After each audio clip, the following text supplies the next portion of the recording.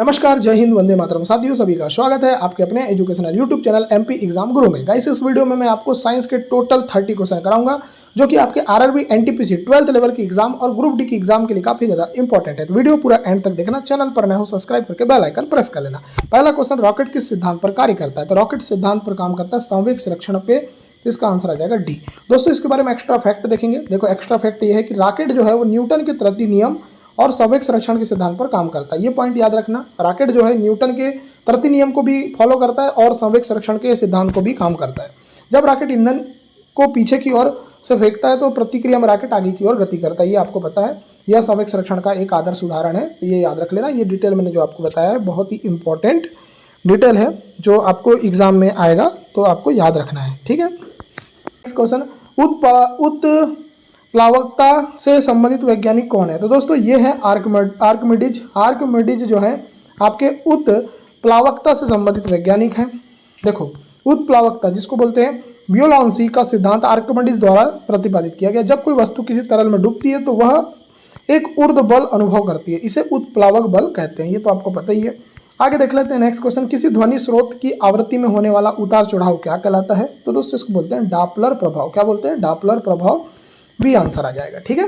देखो, डॉपलर प्रभाव, Doppler effect वह परिघटना होती है दोस्तों जिसमें किसी गतिशील ध्वनि स्रोत की आवृत्ति प्रेक्षक को बदलती हुई प्रतीत होती है। आगे देख लेते हैं। जैसे ये थोड़ा एग्जांपल जैसे आपको बता देते हैं। जैसे एम्बुलेंस पास आती है तो आवाज़ तेज और जब दूर जाती है तो धीमी लगती है। आगे देखिए, परमाणु बम का सिद्धांत आधारित है किसके ऊपर आधारित है? दोस्तों, ये नाभिकीय विखंडन के सिद्धांत पर आधारित है। आंसर आ जाएगा ए आंसर।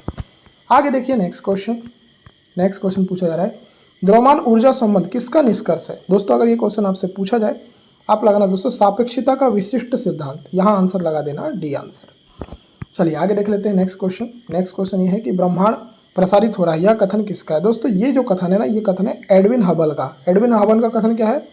ब्रह्मांड प्रसारित हो रहा है। आगे देखिए नेक्स्ट क्वेश्चन, ग्रहों की गति का नियम किसने प्रतिपादित किया? तो इनका नाम क्या? तो इनका नाम है केपलर। केपलर ने क्या किया दोस्तों? केपलर ने क्या किया? तो केपलर ने ग्रहों की गति का नियम प्रतिपादित किया। आगे देखिए नेक्स्ट क्वेश्चन, पृथ्वी तथा अन्य ग्रह सूर्य के चक्कर लगाते हैं, यह कथन किसका है? दोस्तों, अगर ये कथन पूछा जाए तो कॉपरनिकस का कथन है।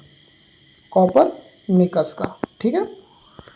चलिए आगे देखिए नेक्स्ट क्वेश्चन, तारों व सूर्य की ऊर्जा का स्रोत क्या है? तो दोस्तों, इसका जो आंसर आ जाएगा वो आ जाएगा नाभिकीय संलयन।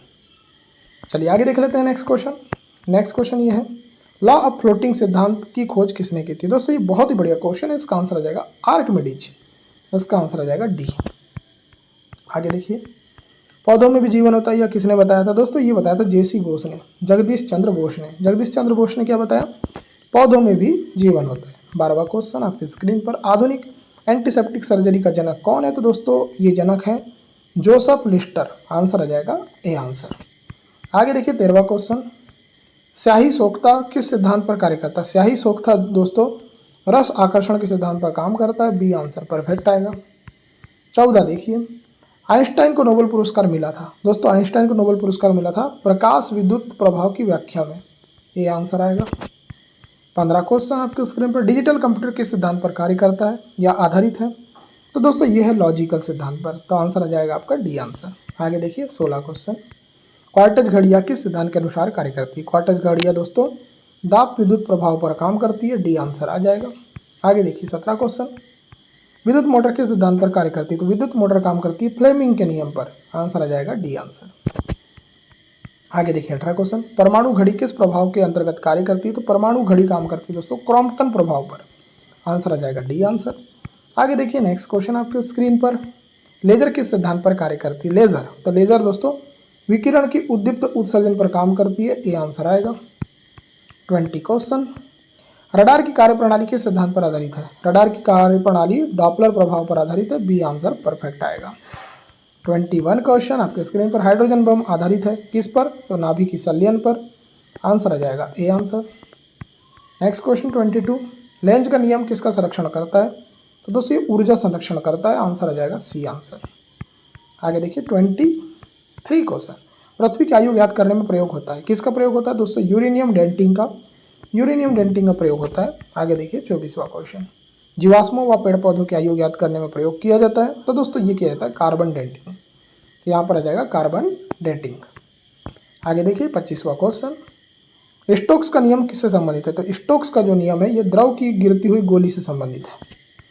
आगे देखिए नेक्स्ट क्वेश्चन, किसी चालक के सिरों के बीच विभवांतर उसमें बहने वाली धारा के समानुपाती होता है, यह नियम किसका है? तो दोस्तों ये नियम है ओम का नियम। ठीक है, ओम का नियम ये कहता है, तो डी इसका राइट आंसर आएगा।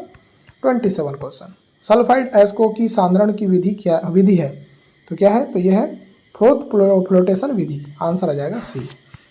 28 क्वेश्चन, अयस्क से चुंबकीय अशुद्धियों को दूर करने की विधि क्या है? तो दोस्तों इसको बोलते हैं चुंबकीय पृथक्करण विधि, आंसर आ जाएगा बी। 29, प्राकृतिक वर्ण सिद्धांत का प्रतिपादन किसने किया? दोस्तों ये किया था डार्विन ने। डार्विन ने क्या किया? देखो डार्विन ने क्या किया, तो डार्विन ने प्राकृतिक वर्ण सिद्धांत का प्रतिपादन किया। आगे देखिए 30 क्वेश्चन, जीव द्रव जीवन का भौतिक आधार है, यह मत किसने दिया? दोस्तों बहुत ही प्यारा क्वेश्चन है, अगर बात करते हैं इसकी तो इसका आंसर हो जाएगा हक्सले। दोस्तों अगर आपको सुपर सिलेक्शन प्रश्न चाहिए, ऐसे प्रश्न चाहिए जिनसे आपको सिलेक्शन हो जाए, तो भाई इसके लिए आपको कुछ नहीं करना है, आपको इस नंबर पर मैसेज करना है 9243449122। इस नंबर पे व्हाट्सअप करो, आपको 199 में सारे ऐसे प्रश्न मिलेंगे जो सुपर सिलेक्शन प्रश्न है। इस नंबर पर मैसेज करो और जानकारी ले सकते हो। इस वीडियो को देखने के लिए धन्यवाद, आपका दिन शुभ हो।